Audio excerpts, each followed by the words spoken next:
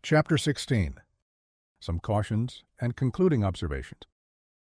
Many people will scoff at the idea that there is an exact science of getting rich, holding the impression that the supply of wealth is limited. They will insist that social and governmental institutions must be changed before even any considerable number of people can acquire a competence. But this is not true. It is true that existing governments keep the masses in poverty, but this is because the masses do not think and act in the certain way.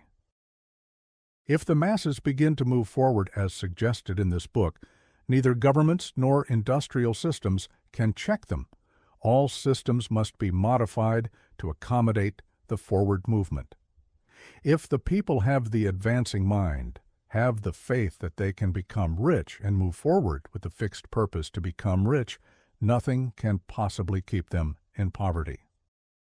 Individuals may enter upon the certain way at any time and under any government and make themselves rich, and when any considerable number of individuals do so under any government, they will cause the system to be so modified as to open the way for others.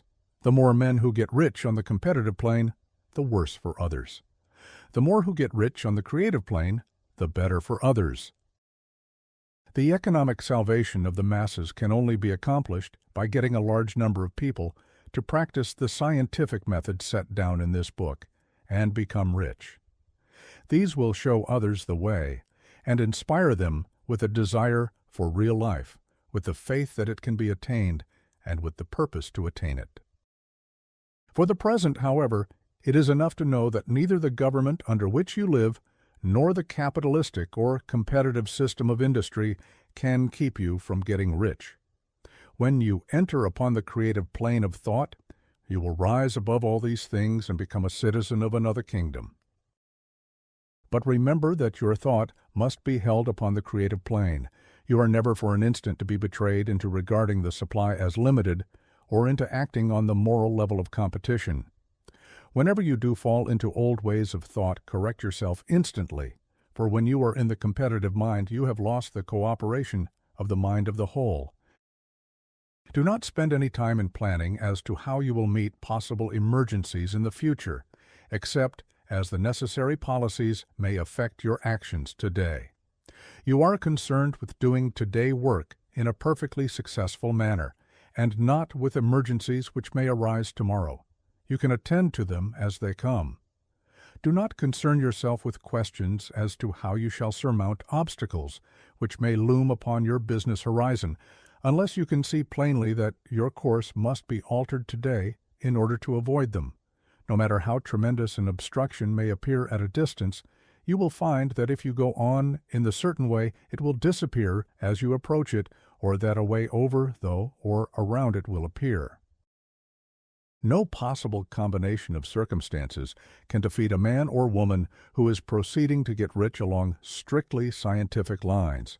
No man or woman who obeys the law can fail to get rich, any more than one can multiply 2 by 2 and fail to get 4. Give no anxious thought to possible disasters, obstacles, panics, or unfavorable combinations of circumstances. It is time enough to meet such things when they present themselves before you in the immediate present, and you will find that every difficulty carries with it the wherewithal for its overcoming. Guard your speech. Never speak of yourself, your affairs, or of anything else in a discouraged or discouraging way.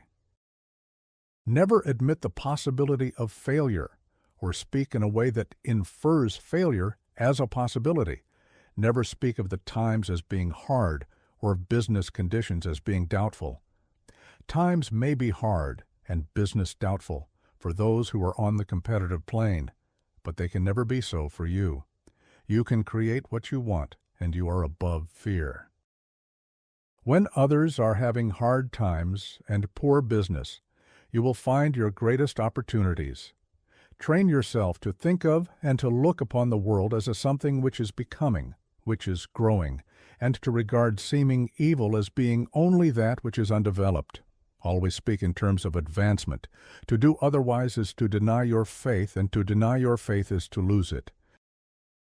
Never allow yourself to feel disappointed. You may expect to have a certain thing at a certain time and not get it at that time, and this will appear to you like failure. But if you hold to your faith, you will find that the failure is only apparent. Go on in the certain way, and if you do not receive that thing, you will receive something so much better that you will see that the seeming failure was really a great success. A student of this science had set his mind on making a certain business combination which seemed to him at the time to be very desirable, and he worked for some weeks to bring it about. When the crucial time came, the thing failed in a perfectly inexplicable way. It was as if some unseen influence had been working secretly against him. He was not disappointed. On the contrary, he thanked God that his desire had been overruled and went steadily on with a grateful mind.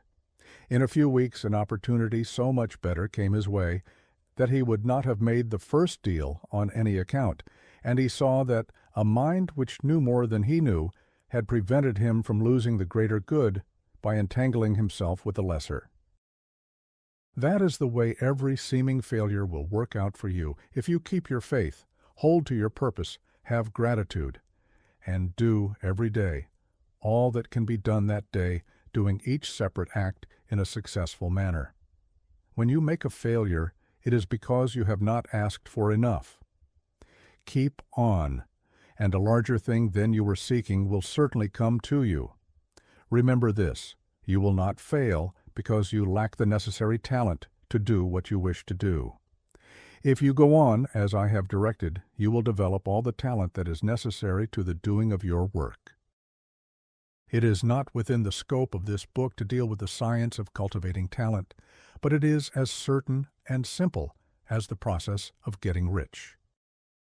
However, do not hesitate or waver for fear that when you come to any certain place, you will fail for lack of ability. Keep right on, and when you come to that place, the ability will be furnished to you. The same source of ability which enabled the untaught Lincoln to do the greatest work in government ever accomplished by a single man is open to you. You may draw upon all the mind there is for wisdom to use in meeting the responsibilities which are laid upon you. Go on in full faith. Study this book. Make it your constant companion until you have mastered all the ideas contained in it. While you are getting firmly established in this faith, you will do well to give up most recreations and pleasure, and to stay away from places where ideas conflicting with these are advanced in lectures or sermons. Do not read pessimistic or conflicting literature, or get into arguments upon the matter. Do very little reading outside of the writers mentioned in the preface. Spend most of your leisure time in contemplating your vision and in cultivating gratitude, and in reading this book. It contains all you need to know of the science of getting rich, and you will find all the essentials summed up in the following chapter.